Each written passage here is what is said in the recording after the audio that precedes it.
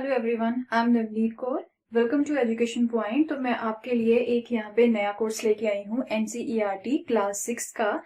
तो ये जो एनसीईआरटी है ये काफी इम्पोर्टेंट है। ये जो कोर्स है वो स्टेट पीएससी के लिए, यूपीएससी के लिए या फिर कोई भी कॉम्पिटिटिव एग्जाम्स हो उस सब के लिए काफी ज्यादा इम्पोर्टेंट रहेगा। ओके, क्योंकि ये जो एनसीईआरटीज है यहाँ पे, चाहे वो क्लास 6 की हो, 7 की हो, चाहे वो 12 तक, जितनी भी एनसीईआरटीज है, ओनली हिस्ट्री की नहीं बाकी सब्जेक्ट्स की भी जो है वो हमारा एक बेस क्रिएट करती है। तो एनसीईआरटीज जो है वो काफी ज्यादा इम्पोर्टेंट है। ओके, तो सबसे पहले हम क्या करेंगे, क्लास 6 की जो एनसीईआरटी है हिस्ट्री की, जिसका नेम है अवर पास्ट पार्ट 1, ओके, उसके बारे में पढ़ेंगे। तो इसे हम यहाँ पे स्टार्ट करेंगे। तो हिस्ट्री जो है वो हमें क्या बताती है, वो हमें हमारे पास्ट के बारे में बताती है। तो पास्ट को जानना यहाँ पे काफी इंपॉर्टेंट हो जाता है अगर आपको कोई भी इंफॉर्मेशन लेनी है कि हमारे जो पूर्वज थे वो क्या करते थे, किस तरह से रहते थे, उनका रहन सहन किस तरह का था।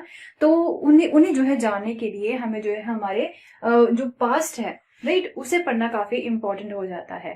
तो जो क्लास 6 की एनसीईआरटी है वो है यहाँ पे एंशिएंट इंडिया की एनसीईआरटी। उसमें जो है एंशिएंट इंडिया के बारे में जो भी इंफॉर्मेशन जो है वो प्रोवाइड करवाई गई है। तो एंशिएंट इंडिया के बारे में जो है हमें ये इंफॉर्मेशन प्रोवाइड करवाती है। एक पूरा जो सीक्वेंस होता है एंशिएंट इंडिया में, क्या क्या चीजें हुई थी, किस तरह से यहाँ पे ओरिजिन हुआ था एंशिएंट इंडिया का, ये ओरिजिन से लेके जहाँ पे जो एंशिएंट इंडिया है हमारा वो खत्म होता है, राइट, वहां तक जो है ये सारा सीक्वेंस वाइज जो चैप्टर्स को प्रोवाइड करवाया गया है। दैट इज वाई ये जो वीडियो है मैं आज यहाँ पे बना रही हूँ वो इंडेक्स के रिलेटेड वीडियो है, सो दैट कि आपको एक सीक्वेंस जो है वो पता चल जाए कि कौन कौन सी घटनाएं, कौन कौन सी चीजें जो है किस समय पे हुई, किस तरह से हुई थी, कौन सी सीक्वेंस पे हुई थी। क्योंकि हिस्ट्री में सीक्वेंस को जानना भी काफी ज्यादा इंपॉर्टेंट है। आपके एग्जाम व्यू पॉइंट से जो है सीक्वेंस को जानना काफी ज्यादा इंपॉर्टेंट है। Okay, so that is why आज हम यहाँ पे इंडेक्स को कवर करेंगे एंड इसी से ही आपको जो है पता चल जाएगा कि एंशिएंट इंडिया में कौन सी घटना कब हुई थी एंड किस तरह से यहाँ पे डेवलपमेंट हुई थी, राइट। सो स्टार्ट करते हैं इंडेक्स को। तो चैप्टर 1 जो है ये हमें किस चीज के बारे में बता रहा है, what, where, how and when. Mean क्या, कहाँ, कैसे एंड कब हुआ था। मीन जो है ये यहाँ पे सोर्सेज की, ये जो ओरिजिन की भी यहाँ पे बात कर रहे हैं एंड ये कुछ सोर्सेज के बारे में हमें बताते हैं कि जो लोग थे वो क्या खाते थे, क्या पीते थे, किस तरह से जो लोग है वहां पे रहा करते थे। तो यहाँ से जो है ओरिजिन हमारा स्टार्ट होता है। तो ये ओरिजिन की बात करता है ये चैप्टर नंबर 1 जो है, राइट। सो चैप्टर नंबर 2 है on the trail of earliest people. अब जो लोग हैं यहाँ पे ये बात कर रहे हैं, ये जो चैप्टर है ये स्टोन एज की बात कर रहा है, जो पत्थरों का युग था, राइट। लोगों ने यहाँ पे थोड़ा सा खाना बनाना स्टार्ट कर दिया था। किस तरह जंगलों में लोग वहां पे रहा करते थे बट उन्होंने खाना बनाना स्टार्ट कर दिया था, स्टोन्स का यहाँ पे यूज करना स्टार्ट कर दिया था। तो ये एक तरह से ये पत्थरों के युग की बात कर रहा है, स्टोन एज की यहाँ पे बात कर रहा है चैप्टर नंबर 2 जो है। तो यहाँ पे जो लोग थे वो क्या थे, वो क्या काम किया करते थे, वो फूड गैदरर्स हुआ करते थे। फूड गैदरर्स का मतलब हुआ कि एक जगह से दूसरी जगह पे जाके जंगलों में वो खाना इकट्ठा किया करते थे। क्योंकि जो लोग थे वो जंगलों में ही रहा करते थे, उनके पास रहने के लिए घर नहीं थे, राइट। इस तरह से जो है जो छत होते हैं, एक प्रॉपर एक घर बनाते हैं, इस तरह का जो है उस समय में कुछ भी नहीं था। ओके, तो इसी की वजह से इसे स्टोन एज बोला जाता है। वो गुफाओं में रहा करते थे बट वो फूड गैदरर्स हुआ करते थे, एक जगह से दूसरी जगह पे जाके वो खाना इकट्ठा करते थे। ओके, तो यहाँ पे हम बोल सकते हैं ये जो लोग थे वो फूड गैदरर्स थे। तो चैप्टर नंबर 3 जो है वो हमें बताता है from gathering to growing food. पहले तो जो है वो ओनली इकट्ठा ही किया करते थे खाना, अब जो है वो फूड को ग्रो करना भी स्टार्ट कर देते हैं। तो अब उनका जो काम है वो थोड़ा सा चेंज हो जाता है, थोड़ी सी यहाँ पे डेवलपमेंट हो जाती है। वो इन्हें पता चल जाता है कि क्रॉप्स को किस तरह से ग्रो करना है। ओके, नेक्स्ट यहाँ पे बात हो रही है इन द अर्लीस्ट सिटीज। अब यहाँ पे थोड़ी सी और डेवलपमेंट होती है, एक नई सभ्यता यहाँ पे आती है, थोड़ी सी अच्छी सिटीज जो होती हैं, हल्की सी यहाँ पे जो अर्बनाइजेशन है वो होना स्टार्ट हो जाता है। तो ये जो चैप्टर है वो बात करता है इंडस वैली सिविलाइजेशन का। ओके, इंडस वैली सिविलाइजेशन की ये जो है बात कर रहा है। जो अर्ली सिटीज थी यहाँ पे, अर्ली सिटीज कौन सी थी, लाइक हड़प्पा हो गया, हड़प्पा सिविलाइजेशन भी इसे बोला जाता है, या फिर मोहनजोदारो होगी। तो इस तरह की जो साइट्स है उसके बारे में जो इंफॉर्मेशन हमें चैप्टर नंबर 4 जो है वो प्रोवाइड करवाता है। Okay, so that is the most important for the competitive point of view, for your exam point of view. काफी ज्यादा क्वेश्चंस जो है इंडस वैली सिविलाइजेशन से, हड़प्पा से जो है वो पूछे जाते हैं। So it will create your base, right. So next is the what books and burial tell us. अब यहाँ पे बात हो रही है वैदिक एज की।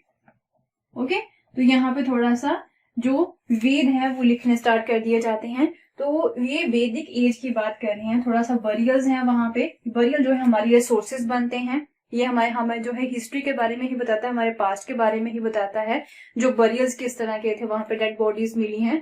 तो ये एक सोर्सेज भी हैं आर्कियोलॉजिस्ट के लिए।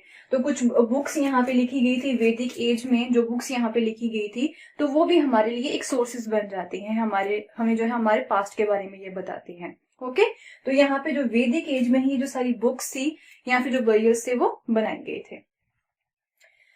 सो नेक्स्ट यहाँ पे kingdoms, Kings and early Republic. तो ये जो चैप्टर है यहाँ पे, ये हमें बताता है about the janapads and mahajanapads. Okay, तो ये जो जनपद्स एंड महाजनपद्स वाला ये जो टॉपिक है, that is also very much important for you all.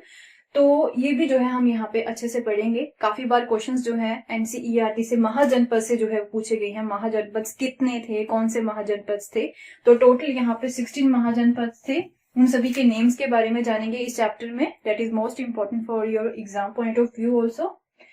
So next यहाँ पे न्यू क्वेश्चंस एंड आइडियाज की बात हो रही है। अब क्या है, यहाँ पे नए धर्म आने स्टार्ट हो जाते हैं। नए जो है एक तरह से आइडियाज जो होते हैं, आइडियोलॉजीज जो होती हैं वो आनी स्टार्ट हो जाती हैं। तो ये चैप्टर जो है वो बात करता है बुद्धिज्म की एंड जैनिज्म की। बुद्धिज्म एंड जैनिज्म की ये बात करता है। तो इसमें जो है इनके प्रिंसिपल्स के बारे में पढ़ेंगे, क्या चेंजेस यहाँ पे आती है, क्या डेवलपमेंट यहाँ पे होती है from our religion point of view. So next यहाँ पे जो है अब आता है Ashoka, the emperor who gave up the war, right. तो उसके बाद में यहाँ पे एक काफी बड़ी एम्पायर आती है all over the north India and north India में, सेंट्रल इंडिया में भी जो है इनका यहाँ पे जो है कंट्रोल था। इनकी एम्पायर वहां तक फैली हुई थी, काफी बड़ी एम्पायर थी। तो ये यहाँ पे बात करता है मौर्यन एज की, मौर्यन एम्पायर या फिर मौर्यन एज की ये बात करता है ये जो चैप्टर है। तो ये हमें जो है उसके बारे में इंफॉर्मेशन प्रोवाइड करवाएगा। एंड अशोका जो कि मौर्यन किंग थे, तो उन्होंने यहाँ पे गिव अप कर दिया था वॉर को। क्यों गिव अप किया था उसके बारे में चैप्टर नंबर 8 में ही कवर करेंगे, राइट। सो नेक्स्ट है चैप्टर नंबर 9। इसमें अब जो है vital villages and thriving towns, right. तो ये यहाँ पे अब थोड़ा सा चेंजेस होता है, टाइम पीरियड यहाँ पे चेंज हो जाता है। तो इसमें क्या रहता है कि और भी नए नए विलेजेस एंड जो नए नए टाउन्स जो होते हैं वो यहाँ पे बनने स्टार्ट हो जाते हैं। क्योंकि यहाँ पे जब मौर्यन एम्पायर है वो डिसइंटेग्रेट हो जाती है, जिसका जो है ऑल ओवर द इंडिया इनका कंट्रोल हुआ करता था, इनकी एम्पायर वहां तक फैली हुई थी। अब जो है ये जो एम्पायर है वो डिसइंटेग्रेट हो जाती है, वो टूट जाती है, डिक्लाइन हो जाती है। तो वहां पे अब पीरियड आता है पोस्ट मौर्यन एज का। ओके, तो वहां पे नई नई एम्पायर्स बन जाती हैं, कई विलेजेस यहाँ पे बन जाते हैं, नए टाउन्स बनने स्टार्ट हो जाते हैं। एंड इवन यहाँ पे जो फॉरेनर्स थे नॉर्थ वेस्ट से, उनका जो है इन्वेजन हमारे भारत में होना स्टार्ट हो जाता है, वो हमारे भारत में आना स्टार्ट हो जाते हैं इवन। तो ये भी चेंजेस यहाँ पे अब पोस्ट मॉडर्न एज में ही हमें देखने को मिलेंगे। तो ये सब चीजें किन लोगों ने, यहाँ पे जो पर्सियंस थे वो हमारे इंडिया में आना स्टार्ट कर देते हैं, तो जो फॉरेनर्स है वो इंडिया में आना स्टार्ट करते हैं। ये सब चीजें हम चैप्टर नंबर 9 में ही कवर करेंगे। सो नेक्स्ट यहाँ पे ट्रेडर्स आना स्टार्ट हो जाते हैं, नए नए किंग्स यहाँ पे आने स्टार्ट हो जाते हैं, पिलग्रिम्स भी इवन हमारे भारत में आना स्टार्ट हो जाते हैं, उनकी भी मूवमेंट यहाँ पे स्टार्ट हो जाती है। तो ये भी चैप्टर जो है chapter number 10, it also talks about the post modern age, right. So next यहाँ पे नई एम्पायर्स एंड किंगडम्स। नई एम्पायर एंड किंगडम्स ये जो चैप्टर है ये यहाँ पे बात करता है गुप्ता एज की। ओके, तो मौर्यस के बाद में जो यहाँ पे चंद्रगुप्त मौर्य या फिर जो मौर्यन एम्पायर थे, उनके बाद में अगर कोई बड़ा किंगडम आता है नॉर्थ इंडिया में तो वो था गुप्तास थे। तो ये चैप्टर नंबर 11 जो है वो गुप्तास के बारे में हमें बताता है।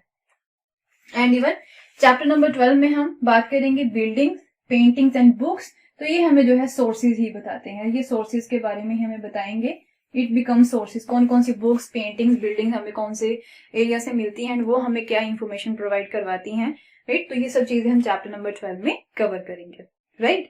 तो इस तरह से हम देख सकते हैं कि ये पूरा इंडेक्स जो है एक सीक्वेंस वाइज जो है यहाँ पे बनाया गया है, काफी अच्छे से एनसीईआरटी में इसे कवर किया गया है। दैट इज वाई जो एनसीईआरटीज हैं उसे कवर करना आपके लिए काफी ज्यादा इंपॉर्टेंट है। अगर आपको अपना बेस क्लियर करना है तो सीक्वेंस को जानना यहाँ पे काफी ज्यादा इंपॉर्टेंट है। ओके, तो जिस तरह से आप देख सकते हैं, सबसे पहले ओरिजिन किस तरह से होता है हमारी सभ्यता का, देन स्टोन एज की बात होती है, वहां पे लोग किस तरह से रहते थे, गुफाओं में रहते थे, एंड वहां पे हमें क्या क्या चीजें मिली हैं, पेंटिंग्स के बारे में ये बात करेगा।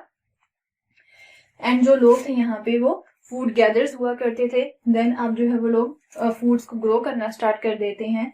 And then Indus valley civilization की बात हो रही है, उसके बाद में वैदिक एज आ जाता है। देन यहाँ पे जनपद एंड महाजनपद आ जाते हैं। Okay, then Buddhism and Jainism की भी डेवलपमेंट यहाँ पे होती है। एंड मौर्यन एम्पायर जो है वो आता है। एंड जब मौर्यन एम्पायर डिक्लाइन हो जाता है तो यहाँ पे पोस्ट मौर्यन एज आती है। ओके, एंड लोगों का इन्वेजन यहाँ पे, जो फॉरेनर्स होते हैं उनका इन्वेजन यहाँ पे होना स्टार्ट हो जाता है। नए ट्रेडर्स आते हैं, किंग्स नए यहाँ पे आ जाते हैं, एंड पिलग्रिम्स जो है वो भी यहाँ पे आना स्टार्ट कर देते हैं। एंड उसके बाद में नॉर्थ इंडिया में गुप्ता एज जो है वो स्टार्ट होती है। And then building, painting and books या सोर्सेज के बारे में बात करता है। ओके, तो नेक्स्ट वीडियो में हम चैप्टर नंबर 1 को स्टार्ट करेंगे एंड देखेंगे कि किस तरह से हमारी जो हिस्ट्री है वो स्टार्ट होती है, right. Thank you so much, have a nice day.